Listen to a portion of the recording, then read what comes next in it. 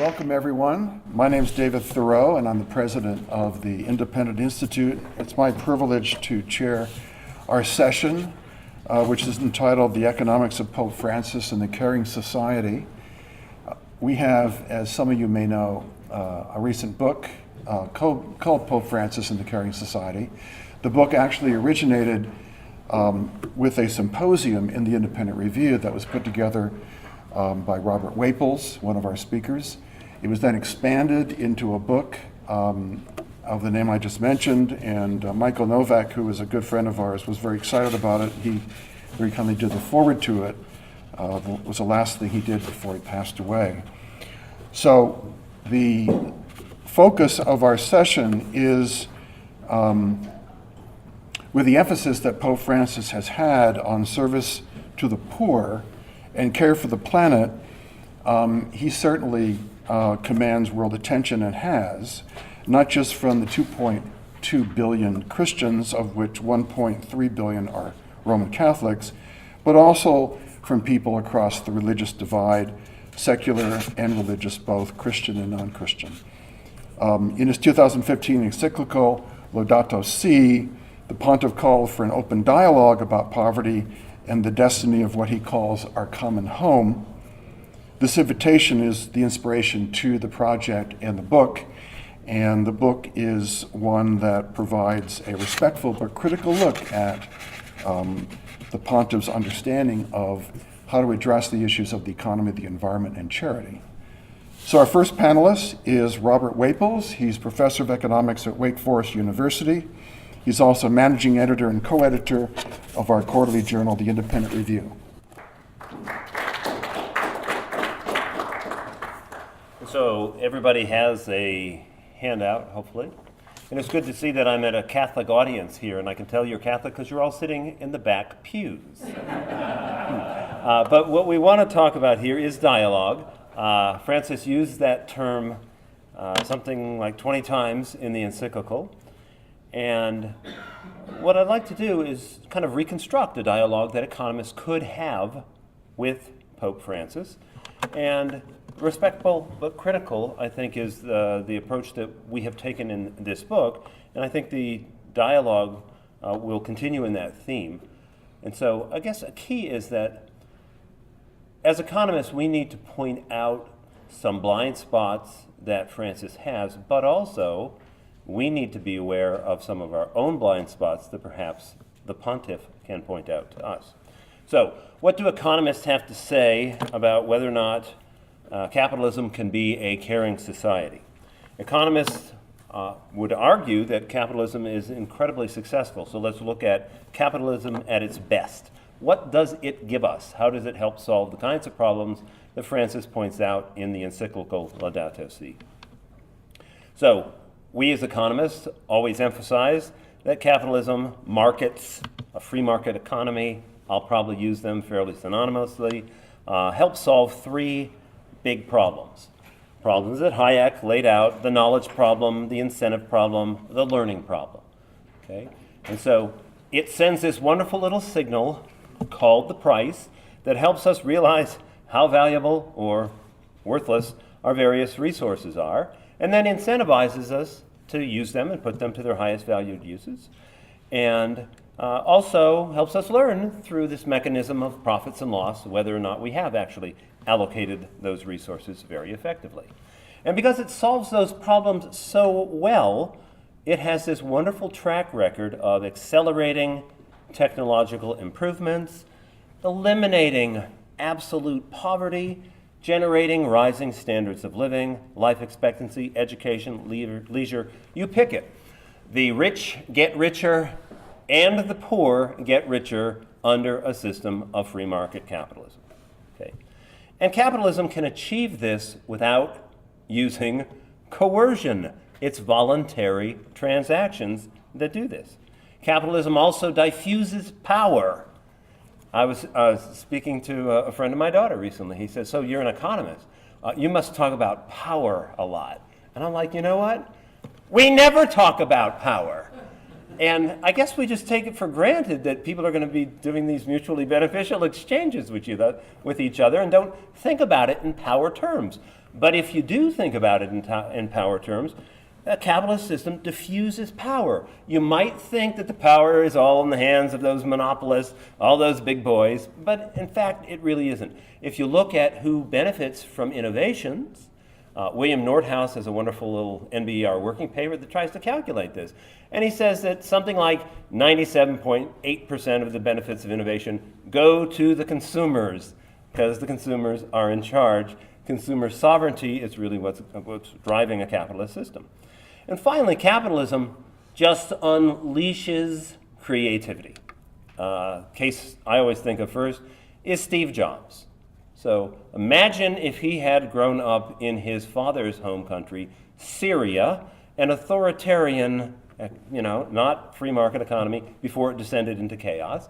Would he have been able to achieve the kinds of things that he did in the capitalist market system of America? His creative vision for all those wonderful products that so many of us love. Okay, so that's how The Economist opens the dialogue. Hey, this system at its best really works. It moves resources around very efficiently. It creates growth and freedom and creativity. Now, Pope Francis comes back, and I have his words in red, sort of like when you open up some of those Bibles and all the words of Jesus are in red. Not quite, but so Pope Francis would say this. He would say, let's not misstate capitalism's purpose or overstate its virtues or ignore its problems.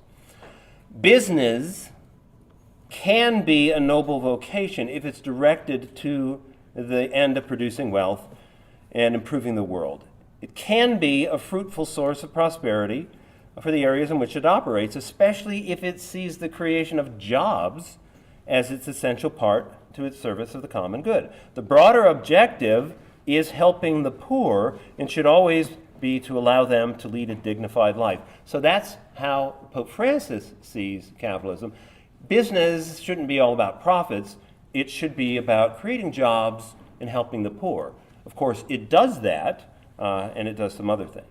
So I think the first thing that Francis would say in coming back to the wonderful vision of capitalism that economists have laid out is that, okay, but capitalism also incentivizes people to reduce their private costs by ignoring social costs, by shifting their private costs over onto other people. Okay? And so these are problems like the tragedy of the commons, problems with pollution and externalities.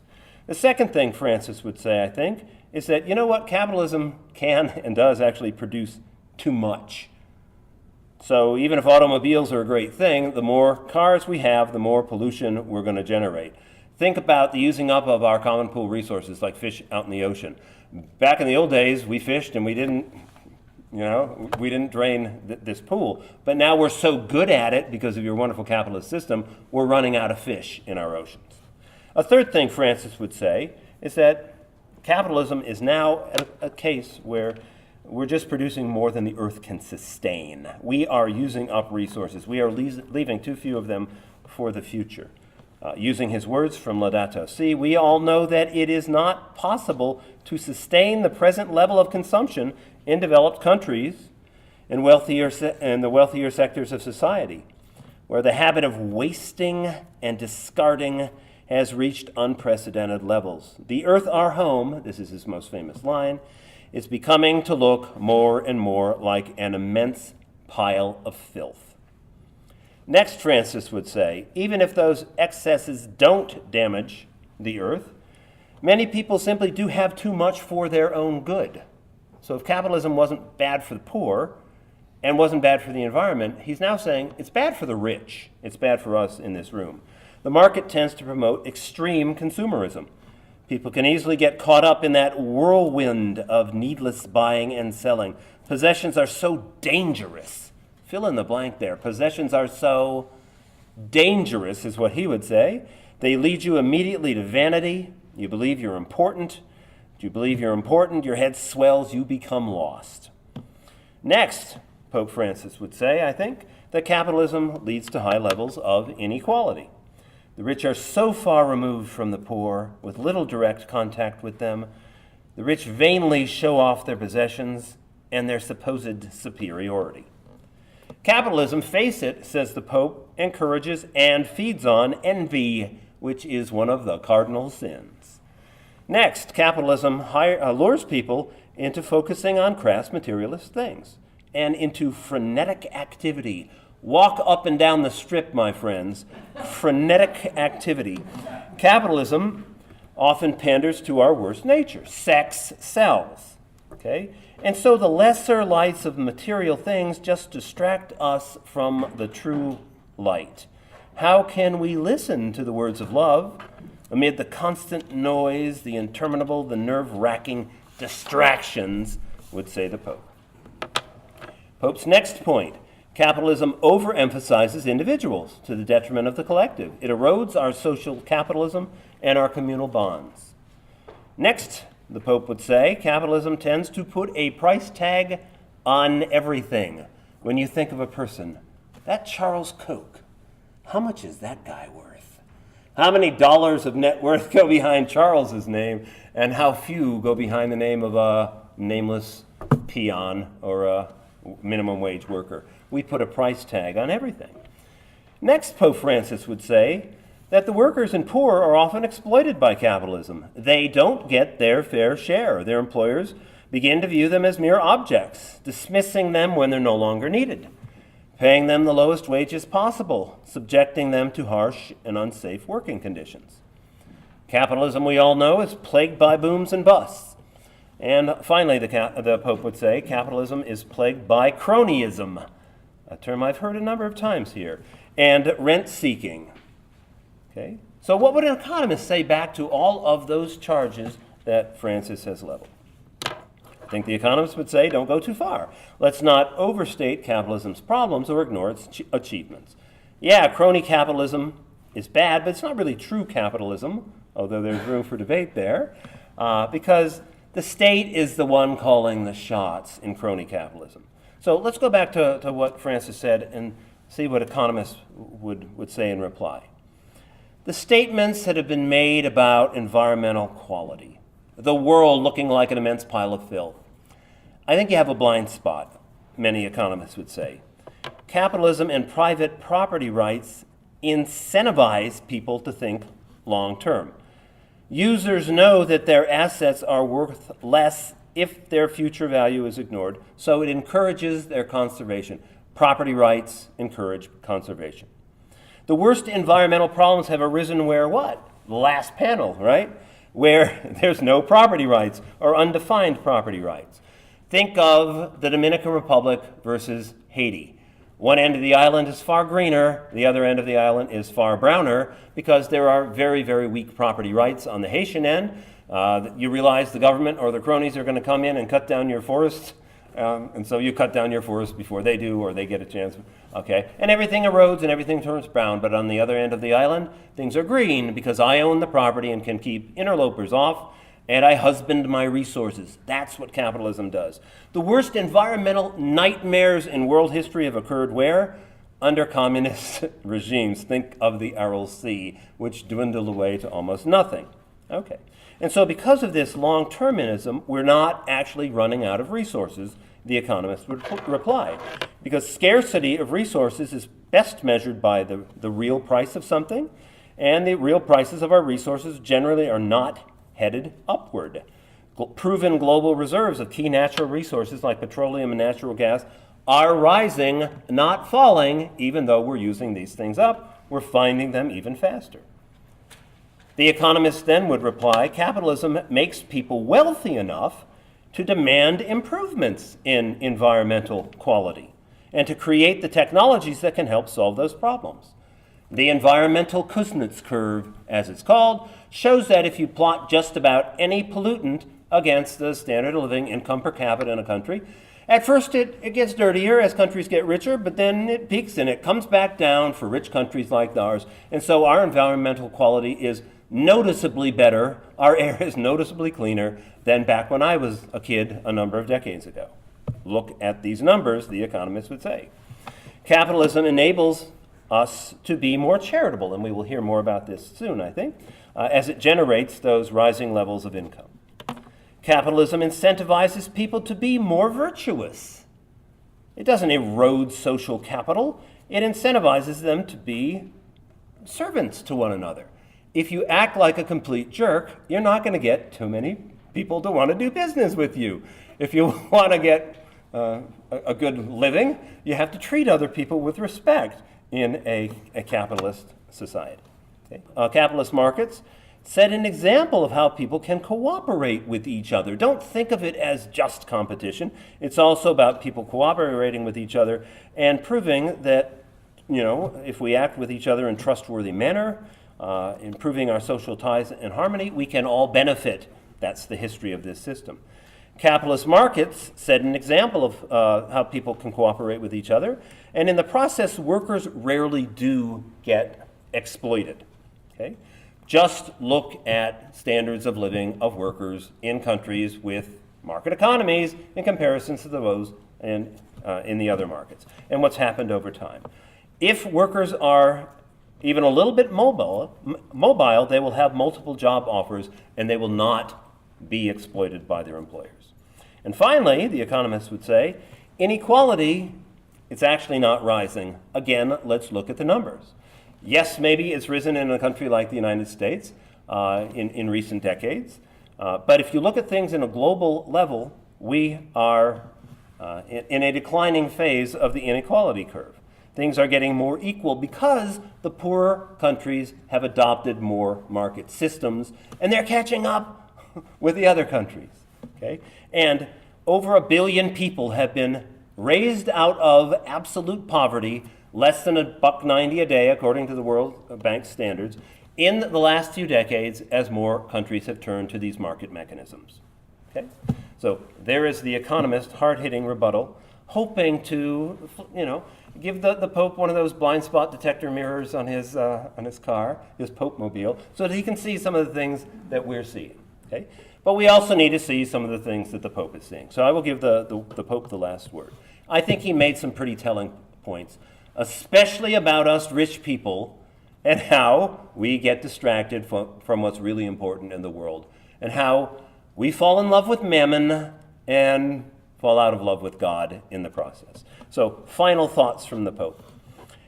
He points out to us that purchasing is always a moral decision. It's not simply an economic decision. What you consider to be a cost, what you consider to be a benefit, is a moral decision. Don't forget it. He says that a constant flood of new consumer goods can, and often does, baffle the heart and prevent us from cherishing each thing in each moment. It's a return to the capacity to be happy with only a little, which allows us to stop and appreciate the small things. Are we really better off with all that extra stuff we have? Have we forgotten how to appreciate things? Should we divest ourselves of the excess that we have? And finally, the Pope says, many people know that our current progress and the mere amassing of things and pleasures are not enough to give meaning and joy to the human heart. They simply aren't. An iPhone, a really nice SUV, a big house, don't give me any meaning and joy to my human heart, right? And yet we feel unable to give up what the market sets before us. We're kind of addicts. The emptier a person's heart is, the more he or she needs to buy, own, and consume.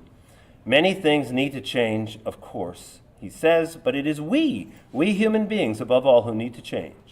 More is not always better, as the Pope points out.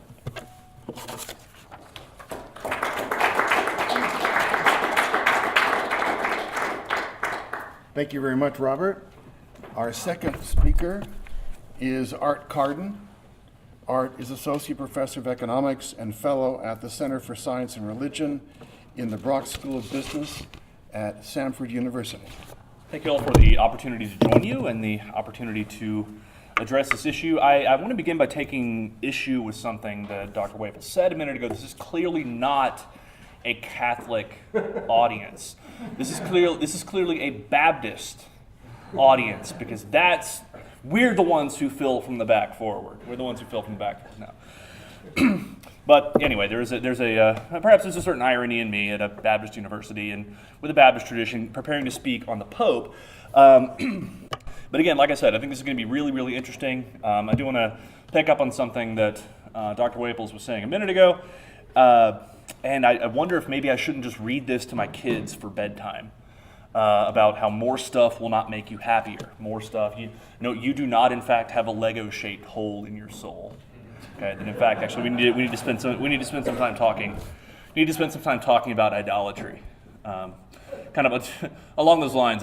We were at my in-laws' house right around Christmas, and my 5-year-old was sitting in almost like a meditation pose in front of the Christmas tree, and my wife asked, "What are you doing?" And he said, "I'm worshiping my presents."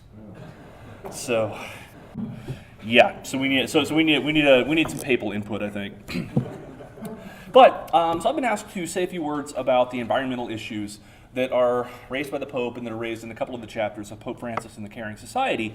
And I really am excited about doing this, in part because it deals with a handful of things I've been thinking about for a couple of years, largely in response to some questions that students ask in a philosophy, politics, and economics class related to what John Locke says about how things emerge as property, and that are, incidentally, in Independent Institute Working Paper 81 and Independent Institute Working Paper 82, which you can download and cite and distribute and cite. And I would encourage all of you to just a brief aside. So, yeah. So I would encourage all of you to do that. But what this does is, I think when we talk about environmental issues, we take a lot of things for granted, and I think the Pope is taking a lot for granted here, and I think I think the entire environmental movement is taking a lot for granted, and it's evident when we use phrases like, or when we use a word like resource, or when we use a word like waste, or when we talk about the world being covered in a pile of filth, or when we talk about environmental degradation writ large. And I think what we're taking for granted is that there's some sort of independent sense in which these objects that we're encountering, these objects that we're using, are in fact resources. Well, no, I don't think so. I think something only becomes a resource when we can identify and define the ways in which it can be used to satisfy human wants. So something only becomes, so oil is not independently a resource, like perhaps in the mind of God. It has a certain chemical, it has objective properties that can be ascertained, but the relationship between those properties and individual goals, the content of the object that makes it a resource can only be learned via social experiment. And I think that when we talk about wasting resources, we have to be again, I think, very, very clear, very, very careful about what exactly it is that we mean. And one of the reasons why I'm sort of an enthusiast for the classical liberal tradition and an enthusiast for free market capitalism is that exchange maximizes the number of voices first, and second, the number of experiments that we can do in which we try to direct objects toward the satisfaction of individual wants, the satisfaction of individual needs, and things like that. So to go back to the creation narrative. God creates the heavens and the earth, and he creates the earth and every creeping thing that creeps upon the earth, and the fish in the sea, and the birds of the air, and he creates man. And says, okay, Adam, name all the stuff. And so Adam names all the stuff.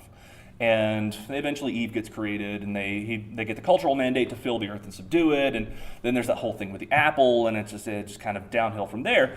But I think there's an awful lot here that we can learn about, first of all, what it means for something to be a good, or what it means for something to be a resource, for something to be a good, and then ultimately what it means to possess both knowledge and the image of God with respect to, once again, how we utilize the environment. And I think, too, when we come back to what can the Pope really teach us about this, well, I'll get to that here in a second, because I think there's something in the fall that is really useful here as well.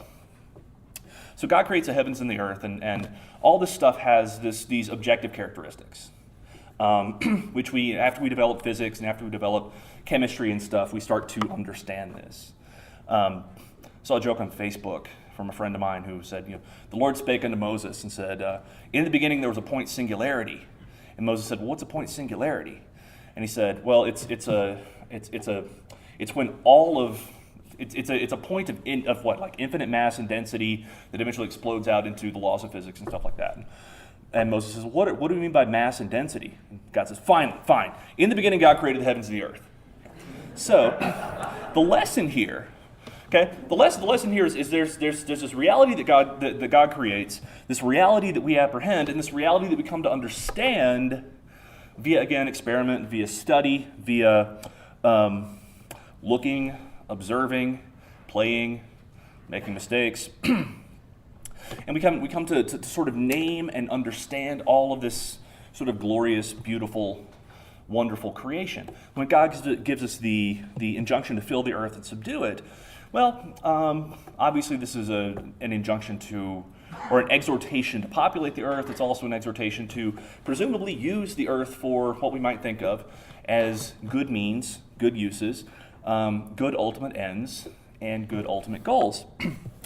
How we define, though, all of the physical stuff that we encounter is again going to be determined by the social processes by which we divine the attributes of those things that are again conducive to provision of shelter, say, or provision of comfort, or provision of nutrition, or provision of what have you. Okay, and sometimes we really mess this up. Other times we don't. But when we think about wood and what it means for wood to be a resource, it's only a resource to the extent that we know it can provide some sort of satisfaction for human wants. The construction of a podium, behind which, a lectern. A lectern. I learned recently. This is Nikolai Wenzel's nodding. This is a lectern, not a podium. Okay, so forgive me. We come to define something as a lectern and not a podium because it's something behind which an economist can stand and ruminate about the Pope and what we know about the environmental world. Now then, if we're going to steward these things, then we have to think again about social processes. So an ideal social process, I think, is one that maximizes the amount of knowledge and the amount of expectation that can be brought to bear on the use of a resource or the use of an object and its direction, again, toward the satisfaction of different wants. In short, I think this is one of the reasons why exchange is awesome. Because fundamental to exchange is the right to refuse, and fundamental to exchange is the fact that anybody who wishes to exchange with you has to recognize you have, first, a right, and second, knowledge that must be brought to bear on whatever the proposer's goals and ideas and views and desires happen to be. And so I think this is generally true. We maximize the degree to which we're able to identify things as resources, direct them toward individual wants via exchange rather than coercion or something like that. And a lot of this ultimately kind of like flows from the Coase theorem. Well, no, I don't know that it flows from the Coase theorem. It flows into the Coase theorem. And with property rights well specified, with exchange realized, we then come to identify the attributes, again, of objects that make them conducive to the satisfaction of human wants, and we optimize the degree to which we ultimately use these things and use them well. With respect to environmental stewardship, it's not always clear that an external observer is better positioned than the people who are parties to exchange to know what the right uses of a resource are, or what the social costs associated with the use of a resource or an object would happen to be. And the injunction there, I think, is not necessarily to sort of beat up on capitalism. And parenthetically, I wonder how frequently in these sorts of how many of these sorts of discussions have been had about, say, like communitarianism, or any sort of alternative to capitalism, where say, well, as the Pope, and I ask from ignorance, as the Pope said, well, one of the problems with social democracy, say, is that we have to be aware of is that it might lead itself to a free rider problem and various public choice types of things. But there, I find myself kind of getting off track. To bear the image of God, ultimately, is to bear a specific attribute of God, and I think that specific attribute of God is as a creator. And to be a creator, to be creative, means the ability to harness all of the stuff around us, the ideas of others, and things like that. And the effective and efficient, and I think most dignified way to do that is, again, I believe, going to be through voluntary exchange.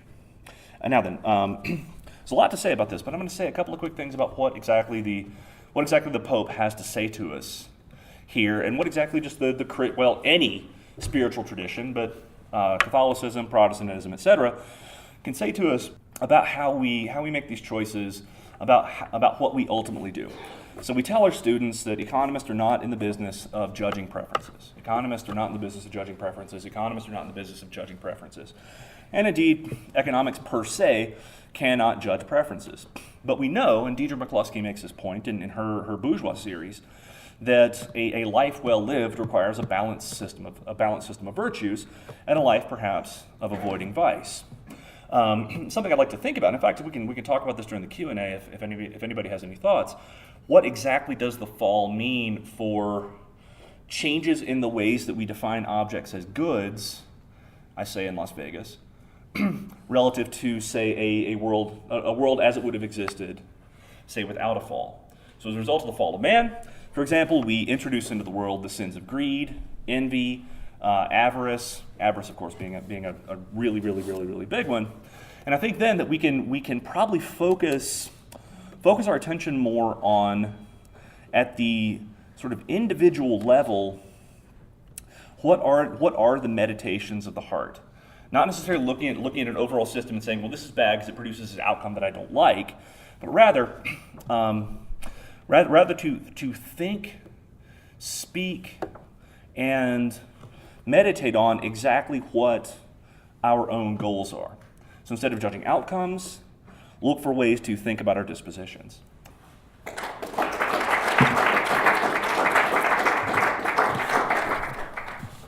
Thank you, Art. Our third speaker is Lawrence McQuillan. Lawrence is Senior Fellow and Director of the Center on Entrepreneurial Innovation at the Independent Institute. Thank you, David. Good afternoon, everybody. So I got interested in this topic because the Pope is a rock star, right? I mean, he's great at using the media, both here in the United States, but also around the world. He has his own feature film coming out May 18th in a theater near you. It's kind of a documentary, the Pope speaking to the camera, basically about his views on various issues. So he has a huge worldwide platform to get his message out, and I noticed that a lot of what he talked about in terms of economics was wrong. So it motivated me to write an op-ed, which turned into a journal article, which morphed into this chapter in the Pope Francis book.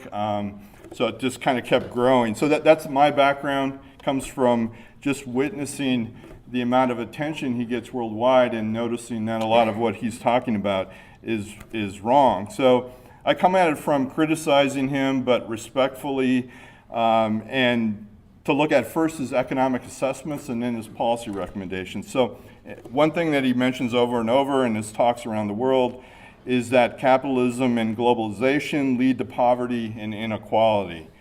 And he's just wrong about that. In the last 30 years, the percentage of the world's population living in absolute poverty fell from 42% to 10%. That's largely because of pro-market economic reforms in China and in India in particular. 500 million people in China were lifted out of poverty thanks to market reforms in China that allowed entrepreneurs to do more investment, hire the best workers throughout China, introduce more technological innovations to their companies, basically just freeing up the economy and allowing resources to allocate themselves more efficiently through entrepreneurship. Global inequality, if you look at the common measure of inequality, the Gini value, fell from 72 in 1988 to 67 in 2011. Lower Gini value means less inequality. And again, that was largely because of pro-market liberalization reforms in China and India, which allowed so many people to lift themselves out of poverty. So both in terms of poverty and inequality, he's just wrong. 900 million people today live on less than $1.90 a day, which is the standard for absolute poverty by the World Bank. Their best hope for lifting themselves out of this situation is capitalism. Capitalism is the greatest wealth creator the world has seen, and this is one thing I think that Pope Francis misses, is that wealth must first be created to redistribute it. So what you want to do is create the best conditions for wealth to be created, and before wealth can help anyone in terms of charity, creating a business, creating a job, new investment in factories and equipment. I mean, you need to create the wealth first, and capitalism does the best job of that, as we've seen. If you want more private charity, as I mentioned, to help the poor, your best way to do that is to encourage capitalism. So that's one part of the chapter that I wrote for the book with Carol Park, is we look at the relationship worldwide between the institutions of capitalism and private charity. So we looked at private charitable giving and economic freedom, and also private charitable giving and private property rights, and to look at the relationship between the two worldwide. So we use the World Giving Index by Charities Aid Foundation, which measures charitable activities around the world in 145 different countries. And then we use statistical analysis looking at economic freedom of the world. We use the Fraser Institute report to judge that. And it turns out that economic freedom can explain about 20% of the variation in giving worldwide. So in other words, it's a positive relationship, more economic freedom, more private charity. If you look at property rights, you get the same relationship, but stronger. The International Property Rights Index is created by the Property Rights Alliance. And again, a positive relationship between property rights scores worldwide in various countries and the level of giving in these countries. The variation in property rights scores can explain about 25% of the variation in giving. So it's a strong statistical relationship between the two. The ability to create wealth, secure wealth, and to transfer it easily to other people are key drivers of private charity, and all of those are encouraged by capitalism, and especially the institutional foundations of capitalism, which is private property and free markets. So what are the policy recommendations then of Pope Francis? In 2014, he spoke to the United Nations, and he advocated for more government redistribution of wealth and more taxation to support that redistribution to help the poor. He advocates for more government-to-government transfers and a more active role by international organizations, both financial and aid, and the United Nations. So everything that he tends to advocate in terms of, and he's called private charity crumbs recently. So everything he advocates in terms of charitable help is massive government intervention, massive government wealth distribution, and of course all of that undercuts the institutions of capitalism, economic freedom, property rights. So it attacks at the very heart of private charity. At the same time, as we've learned from decades of research, transfers to government oftentimes prop up corrupt governments and lengthen wars around the world, which are definitely not helpful for prosperity in these countries. Decades of experience show the very policies that he's advocating to be a moral and practical failure. Lots of research supporting these findings that's mentioned in my chapter by Deaton, Boone, Easterly, Moyo, Bauer, Radillet, just to name a few.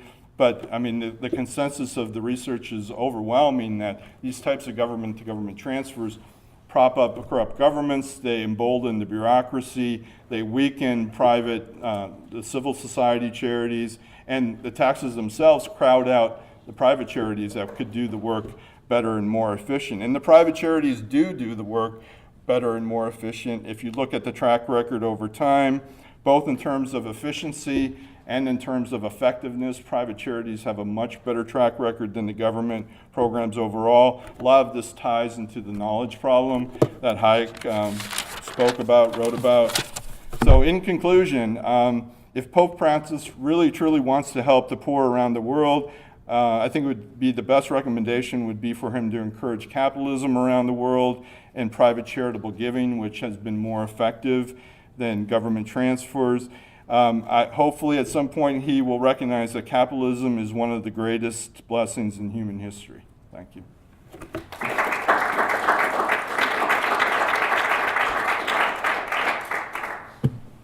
Thank you, Lawrence. Our fourth speaker, panelist, is Robert Murphy. Bob is the Research Assistant Professor at the Free Market Institute at Texas Tech University. Thank you, David. Thanks, everyone, for showing up for this panel. Let me just clear up any misconceptions. I get this a lot on Twitter. So my full name, I'm Robert Patrick Murphy, but I was raised Catholic, but I'm not a Catholic now anymore. My parents still go, but I call myself Christian, but I do like the tone of this book. And so as David said, I wrote the conclusion, and I was very happy when I looked at the manuscript, of the chapters as they had been written, to see that the tone was there, because I think there's a tendency in sort of libertarian circles when the Pope says something that's not, the cutting edge of page 84 from Mises, that just to sort of, say, oh my gosh, this guy's such a moron, right, and move on, and that's kind of the end of the analysis. And so that's not what this book is. That it really is trying to say, okay, he asked for a dialogue, we'll go ahead and do that and to be respectful. And so there is a lot in here to say, hey, the Pope actually has a good point on this one, and perhaps free market type economists should consider this more. Robert mentioned one a minute ago, something that really struck me, that he said that I don't have the exact quote from the Pope, but along the lines, when we say, well, hey, what's that guy worth? At least in the United States, I can't speak for other countries. I don't know if that's the way you speak, but here we all know what that means. What we mean is, what's the monetary value of his assets minus liabilities, and presumably that's not what Jesus would mean if he said that. So it is a weird thing, and of course, I don't mean to make too much of it. I'm not wagging my finger at people. We all know, like, oh yeah, we don't mean that that's his moral worth, but still, that is kind of weird that when I say, hey, what's that guy worth? We all know that I'm talking about how much money can he command on the market economy. So it is an interesting observation that had never occurred to me before. So the tone I take, or the conclusion I reach in the conclusion, is that I'm saying I think that as Christians, what we should do is use the words and actions of Jesus to come up with the ends, like what should we be pursuing. And then, economics is a science, and that informs us as the proper means to achieve that. And the analogy I use is, if you knew nothing about modern medicine and you saw these people with white coats putting needles in kids' arms, you might be horrified and say, what are you doing? With your natural, it's wrong to hurt children, right? And so you'd be saying, wait, but if it turned out that, they were administering medicine, then, okay. So that's kind of the analogy, that you obviously need to know something about how the world works scientifically to be able to properly implement your moral imperatives or your moral objectives. Let me, probably for this audience, let me spend a little bit more time on things I've noticed about how economists, let's say, are a little bit sloppy perhaps, just because you might not have thought of some of these things, just like with the how much is that guy worth. But I will come back at the end to things where in my training I'm addressing and pushing back on some of the statements from the Pope. I've noticed there seems to be a tendency a lot of times that a lot of libertarians, at least, if something is voluntary, they therefore say it is moral. And strictly speaking, that's a non sequitur, right? So the non-aggression principle or axiom says that it would be immoral for you to use force to stop someone from doing something that's voluntary, but you don't get to flip it and say anything that's voluntary is therefore automatically moral, right? So you could consistently believe I'm against the drug war. It would be immoral to put someone in a cage or to fine them because they're using certain substances that I disagree with, but you could also consistently believe it is immoral to become a heroin addict, right? There's no inconsistency there. And in print, you don't often see it, but just casually, I've seen a lot of libertarians that actually kind of get that fuzzy. Also, I've seen a lot of libertarians that they absolutely love Gordon Gekko's speech, "Greed is good," right? A lot of them can quote it by heart, and they can go through it from the movie Wall Street, if you don't know what I'm talking about. And again, there's some parts in there, and obviously, I don't like laws against corporate raiders and things like that, but a lot of what he says in there, I don't actually agree with, right? I don't think that it's consistent with an economist's understanding of laissez-faire capitalism. Another thing I've noticed is, for a long time, I thought Adam Smith's quote was, that people in the market are led as if by an invisible hand. And I was actually surprised when I went back to read it in the original. He just says led by an invisible hand, right? And I think that there's an important point there that Smith was a believer, and people argue about what were his beliefs because back then it was more ruinous to your career if you were not completely orthodox. But still, it's to say led by an invisible hand. You could have the viewpoint that I think is illustrated the story of Joseph, where he says to his brothers that what you intended for evil, God used for good. There's no doubt that it wasn't that what they were doing should be celebrated. It's not like, yes, isn't it good to sell your brother into slavery because good things happen from that, right? So you wouldn't have a speech, a character in a novel or a movie celebrating that. It's just God in his wisdom, takes our vices and transforms them, channels them into socially useful things. But still, it wouldn't follow that greed is good per se. Just like, selling your brother into slavery is not a good thing. It's just God was able to, tweak that and use it for a good outcome. Okay, so again, I think, obviously Ayn Rand has a whole thing called the virtue of selfishness. So there's certainly a streak in the libertarian tradition that you could understand why someone who is a fan of the Sermon on the Mount would say, no, I can't possibly endorse this. And so I'm just pointing this stuff. I'm not, here in the capacity taking a stand one way or the other. I'm just mentioning that there really is a tension, and it's not simply that someone objecting to these things must not have studied economics, that there really is a difference in value system as well. Last one I'll mention on this is I've seen a lot of agnostic libertarians say things along the lines of that not only do they not believe in the God of the Bible, but he's also a tyrant, or, gee, the stuff in Deuteronomy, that's so unlibertarian. Right, and I get, you get what they mean, but, I'm not a fan of, stoning teenagers for mouthing off or whatever, but at the same time, strictly speaking, the way the story goes is God created everything de novo, so he owns everything. We're all tenants on his property, right? So the, sort of smart aleck way I put it is a lot of libertarians are fans of homesteading, except when it comes to the Genesis account, right? So, obviously, it's somebody who doesn't believe. So my point, just to be clear, is I think really an agnostic or atheist should just say, I don't believe in that stuff. That's fairy tales. Not, gee, that God of the Old Testament, he's such a tyrant, or that's unlibertarian. How could you as a libertarian agree with this stuff, right? And then they go through and come up with particularly awkward quotes from Book of Judges or what have you. So anyway, that's some examples of the kind of thing I mean. Let me also mention I've seen a lot of casual dismissal of the Pope's remarks along the lines of, oh, he's just catering to the far left, or he's just trying to curry favor with politically correct people, things like that. And again, I understand where that's coming from, but that by its, that can't be the full story, because if you read the stuff he's written on the family, that it just doesn't follow, right? And so that's consistent with long-standing Catholic doctrine, and so that he offended feminists and so forth, right? With that, so it's yes, I have no doubt that he would like to appeal to people that we would call progressives or leftists, but that's not the full story of what's going on and motivating him, because again, some of the stuff he's written on the family is very old-fashioned and square, if you will.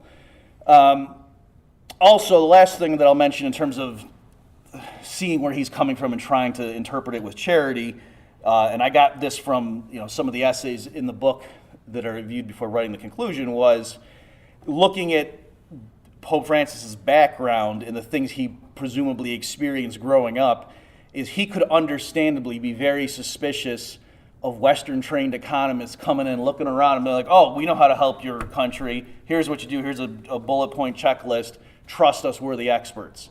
Right? We're from the IMF and we're here to help. Okay? And so, and the labels that would have been put on that stuff would not be neo-Marxism. It would have been called privatization, liberalization, austerity, currency reforms, and so forth. So, again, that doesn't, how can I put it? It's not an indictment of laissez-faire capitalism if stuff came in under a false label that really was interventionism and stuff that people at API wouldn't have endorsed. But you could be a little bit more sympathetic. And also, just like, we wouldn't, if you're talking to a Marxist and you're like, what about the Soviet Union? What about Cuba? What about North Korea? He's like, oh, no, that's not true Marxism. That's not true communism. They didn't do it right. That was false. After a while, you get kind of annoyed with that and say, give me a break. If every time someone tries to implement your preferred system, 1 million people die, shouldn't you take notice of that? Doesn't that count? And so again, I don't think that the mirror image holds for capitalism, obviously, but I'm just saying you could see how somebody might be suspicious. Like, well, okay, yeah, it's not what you wanted, but nonetheless, when they tried to privatize electricity in the western states, look what happened. There were blackouts, so you can understand why I'm cynical. So that's something I learned from reading the book, and I appreciated where his perspective perhaps a little bit more merciful in some of the statements that obviously reflect the fact that he didn't spend his younger days studying capital theory. All right, so let me now though move on. I just got a few minutes left here to mention some things, pushing back against his. So this one statement that he made on concerning non-renewable resources. This is the Pope. Caring for ecosystems demands farsightedness, since no one looking for quick and easy profit is truly interested in their preservation. Okay, so again, this is the kind of example. He makes a lot of statements like that are obviously just demonstrably false. And I'm going to overlap a little bit with some of the earlier speakers, but let me try to say things that they didn't directly mention. So if you've never read it, you should see Harold Hotelling's 1931 article. It's on the economics of, is it non-exhaustible or is exhaustible resources? Is that the term he used? Yeah, the economics of exhaustible resources, what we call non-renewable. And just walking through, neoclassical logic, but it's pretty elegant, makes a lot of simplifying assumptions. But if you've never looked at that, it's just an interesting demonstration. So the idea is, I'm going to paraphrase obviously, let's say we had all the oil in the world, all the crude oil in this one big pool, and you're the owner of it, and you're trying to decide what's the rate at which you should extract and sell it. So taking, the Pope's statement there, or some pretty glib statements from, let's say, environmental activist types, you would think like, oh, well, we'll sell all the oil this year, right, to get the quick buck. What do we care about our grandkids? And yet that's obviously not true, right? Because if you sold it all this year, the price would get pushed down, the spot price, and the price of crude oil next year would go through the roof. So clearly you'd maximize profit by at least carrying some of the barrels of oil forward to next year and selling them then, right, even from today's perspective. And so ultimately what Hotelling comes up with, he says, in equilibrium, it's got to be the case that the spot price rises with the rate of interest, right? So he's abstracting from a lot of stuff, obviously, but at least that gives you an outcome that sort of makes sense. Because if you think about it, some of the the glib rhetoric from environmental types using this kind of language, nobody would ever get to use any resource that was exhaustible, right? We can't touch it because we got to preserve it for our grandkids, but then when they're running the show, they can't touch it because every thing that they use means their grandkids don't get access to it, right? So you'd have this perverse outcome where no one ever gets to use any exhaustible resource. That can't be right, but yet it also doesn't seem right that we should burn all the oil today, even putting aside climate change issues. Okay, the last thing let me just mention is the climate change debate. And so here, let me just relay some of the findings from my own sort of day job on this, in case you're not aware of it. So obviously there's lots of different points of attack in that debate. So there's a progression. It's one thing to say, the physical science has the Earth been getting warmer over time, right? That's one issue. Then the next issue is to say, is that change, if suppose you think that that's true, how much of that's due to man-made how much of that's man-made due to human activity? Next point is it a good thing or a bad thing from the point of view of human welfare, right? Fewer elderly people die in the winter, for example, if it gets warmer, right? And so there's lots of things. It would be weird if the Earth was the perfect temperature for humanity as of 1750. Like that'd be kind of odd or coincidental. Why would that be, right? What I'm saying? So why is it that warming per se is necessarily got to be bad? All right. So and then finally, even if you thought it was bad, does it follow that giving governments power to do X, Y, and Z in the name of arresting that is a good idea? Will the costs exceed the benefits, perhaps? Right. So there's a long list there of things that need to all be true to get the standard conclusion, and yet typically it's, hey, the science is settled, there's a consensus, you're a denier if you don't want to have a huge carbon tax. Okay, so the last thing I'll end on here is, in that debate, what you may be surprised to learn is, I can stipulate everything. So like the Obama administration, they had a working group to calculate what was called the social cost of carbon. They picked 3 computer models from the literature to do projections of the climate system and economy out to the year 2300. Right, we're all sure what's going to happen in the year 2300. So they had all that stuff in there, and then they calculated what is the additional, external negative externality to humanity, the present discounted sum of all those damages from emitting 1 more ton of CO2 at various points along that trajectory. And that's what the social cost of carbon is at each of those points. So there's obviously lots of dials and lots of assumptions, but the thing that is shocking is you can keep all that constant. If you just adjust the discount rate, that can make the social cost of carbon be like as high as $100 a ton or down to basically zero, just from adjusting the discount rate from like 7% down to 1%. Okay, because most of the damages happen decades in the future, and so if you're discounting it at a 7% rate, for example, which OMB says that's what you got to do in these federal cost benefit analysis, then that's mostly not much, and the upfront stuff's negligible. Okay, so it was interesting that the Obama administration, when it published those numbers, they didn't report the 7% discount rate. They only went up to a 5%. In the heritage, and some people did something. We think it's because the social cost of carbon would have been basically like $1 or $2 a ton for the early years if they had followed OMB procedures. It was funny. They had a thing titled 7% discount rate, and there was an asterisk. And it said, we actually don't have this number. This is really the 5% rate because the working group didn't generate this number, right? Because they had to comply with OMB's guidelines, but yet they didn't have the number because the working group didn't do it. And I emailed the people doing that stuff, and I said, do you have the code, the results? They said, no, we didn't store that. So they were saving taxpayer money. All right, thanks, everybody.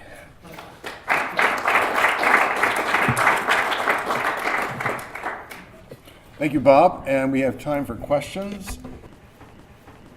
Do we need to defend consumption as economists? And so if you look at, first, go to the session that Jim Otteson organized for tomorrow, because I will be speaking on this very point then. You open up your standard micro textbook and you look at the assumptions on which we're building all of our models, and one of the assumptions is more is better, okay? And so I think the Pope would just say, well, no, it's not. Bad assumption. And the reason it's a bad assumption is that you can think of things you can consume too much of. You could eat too much food, probably have a few times in your life, I know I have. But you could just have too many too many goods and services that you have, because all you're thinking of, the Pope would say, is in material terms. And there's something beyond material terms. If those excessive material pursuits pull you away from eternal pursuits, it's a bad trade-off. That's his fundamental point. Point number 9 on my sheet said that one thing capitalism does is incentivize people to be more virtuous, serve each other. Acting kind, caring, decent, prudent usually has a payoff. Jim Otteson's question is, what if it's just an act, right? And so I think there'd be two responses to that. One of them would be that, suppose it is just an act. You're still treating people more kindly, and so that's good in and of itself. Good for them, maybe not all that good for you because you're just pretending to be. But I think the second reply, and I'm not sure the typical economist would say this, but I would say this, is that if you start acting in a certain way, you begin becoming that kind of person that you act in. And so St. Paul says this somewhere, right? We're going to put on Christ. You put on this garment, and the first time you put it on, you're like, this doesn't feel right. This doesn't feel like me. But the more you wear that garment, the more it feels like you, the more it becomes you. And so I think that's an important response that could allay a concern like that. And people can usually sense sincerity, I think. I'd like to speak to that briefly because I'm really not sure what the compared to what alternative is in a lot of these cases, because so for example, the Pope says, and people just say this all the time, well, capitalism makes us deceitful, it makes us avaricious, it makes us whatever. Again, compared to what? Something I've been thinking about a lot, and again, discussions I'm having with my kids as I watch. It's like, if you don't believe in total depravity, then be around children. It's just nuts. So I spend a lot of time thinking of consumption almost as like an act of worship, and saying so there's a sense in which consumption can be sort of an act of God honoring worship, where you are enjoying the best that humanity has to offer as created by a kind and loving God, or there's consumption in which you indulge the ways in which we're most like animals. I think that we should first have a much more nuanced conception of consumption, and then second, I think we need to be careful about asking this compared to what question, because I don't know what the if the Pope's or anybody's implicit counterfactual is the world pre-fall, then I mean that ship sailed a long time ago, and that's not going to be, that's not, we're not going to fix that by getting rid of capitalism. So. And let me actually add one point to that, and that is when you read the Pope and you read Laudato Si, you see the Pope emphasizing over and over again and totally understanding that we live in a fallen world, except perhaps when it comes to government. He just doesn't see those same people as fallen, and so he really does need to look at a good public choice economy. I have a question for both Roberts, because you two mentioned this quotation from the Pope when he says, "How much is that guy's worth?" Right? And you guys say, "Well, that's we're not talking about his moral worth."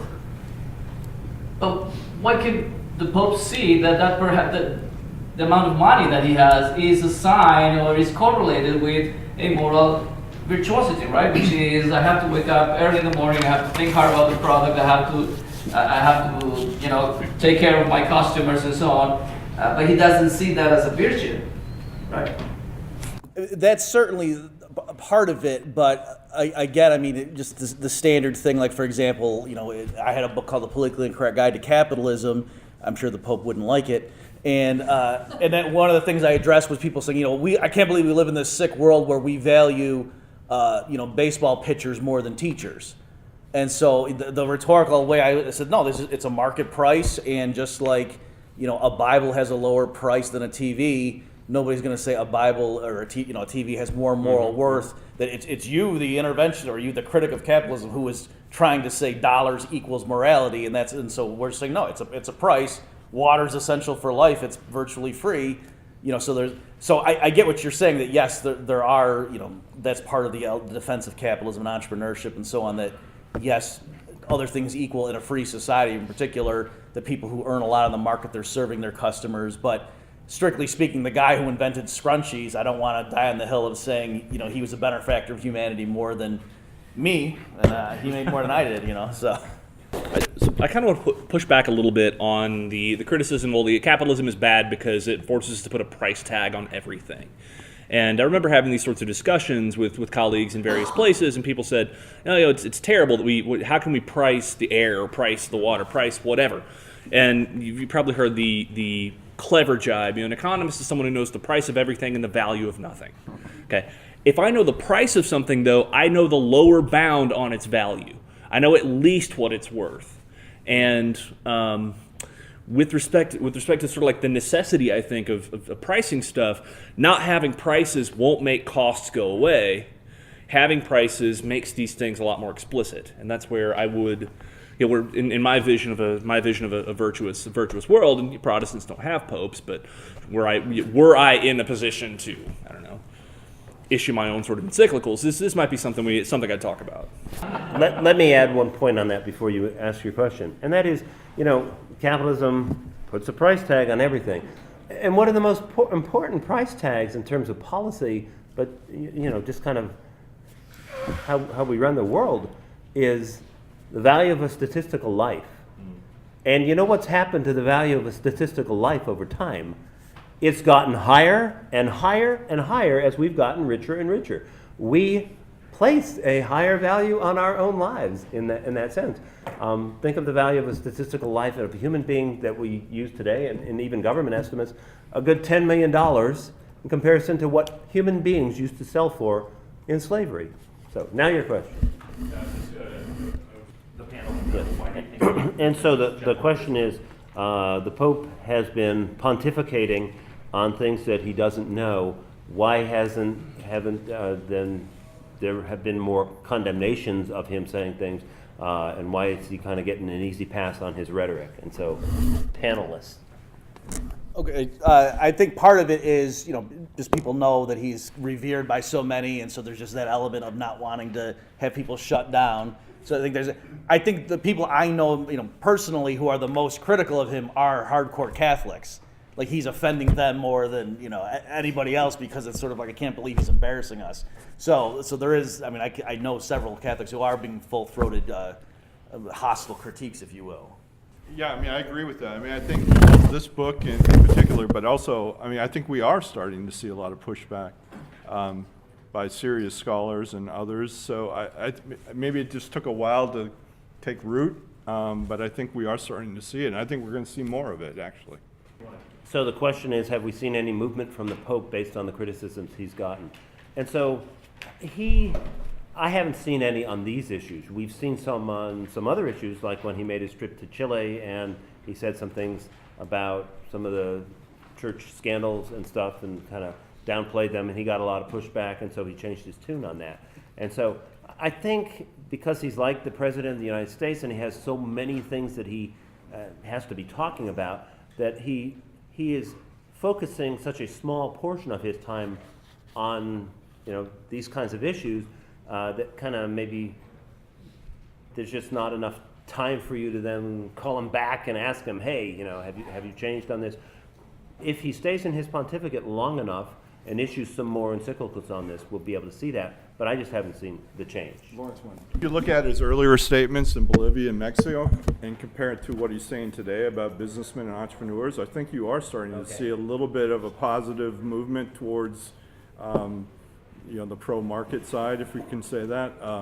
But I think he's softened the tone of his criticisms and increased his praise, if we can use that word, of entrepreneurs. So I think maybe in that area we're starting to see a little bit of a shift, but not a whole lot. So thank you very much for coming.